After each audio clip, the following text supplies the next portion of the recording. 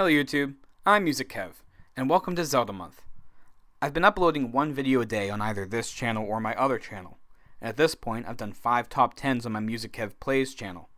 And this is the first of 2 in-depth discussion series of the musical top 10s, being musical characters in Zelda games. Link to the Past sees Link collecting the Master Sword in order to be able to challenge a Ganheem. Don't ask me to pronounce that. Who has been kidnapping descendants of sages who had originally sealed Ganon away. Once he sends off Zelda, you get kicked over into the Dark World, a world tainted by Ganon's malice himself.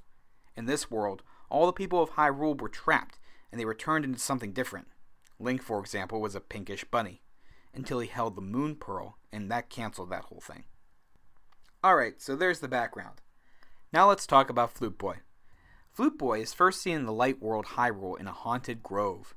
His ghost plays music for the woodland animals, and when you get close, he disappears.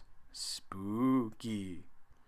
His story is that he, like Ganon, went seeking the golden power, which led to the Dark World's creation, by Ganon. Flute Boy got stuck in the Dark World as a weird, tree thing. Okay, this isn't completely without precedent, as many, if not all, of the trees are people. You can see their eyes following you as you walk around. Stuck as talking trees. Anyway, the boy tells you that he buried his ocarina in the light world, where his ghost is, and gives you a shovel to retrieve it. Returning the ocarina to him lets him realize he can no longer play it, so he asks you to play it so he can hear the music that it creates once more. After playing it for him, he becomes a tree. When you visit his father in Kakariko Village, he recognizes the flute, ocarina, and tells you to keep it. And if you play it in front of the weather vane, something good might happen. The something good is summoning a duck to fly you around the light world. Did you know that animals actually respond to music? I mean, not traditional music, mind you. Certain composers have composed music specifically for cats and monkeys. With faster heartbeats and higher vocal ranges, they like the music to be faster and higher pitched. Some dogs who are similar to human in these regards actually can appreciate human music as well.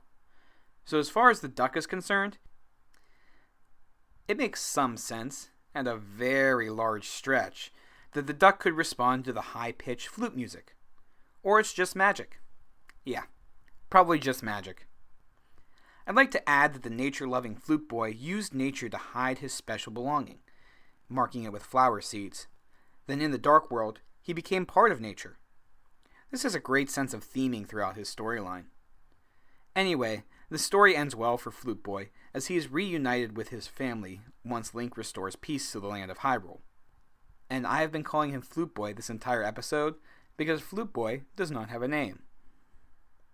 Anyway, his flute is useful, mildly believable, and his love of nature makes for a great character. Be sure to like this video, since I like validation. And also make sure you subscribe so I can see you all tomorrow as I continue the in-depth look at the top 10 musical characters in Zelda games. If you missed the list that I'm basing this on, or any other, the link to that playlist is over here. And while you're over there, subscribe as well. I'll be doing some more top 10s on that channel. See you tomorrow.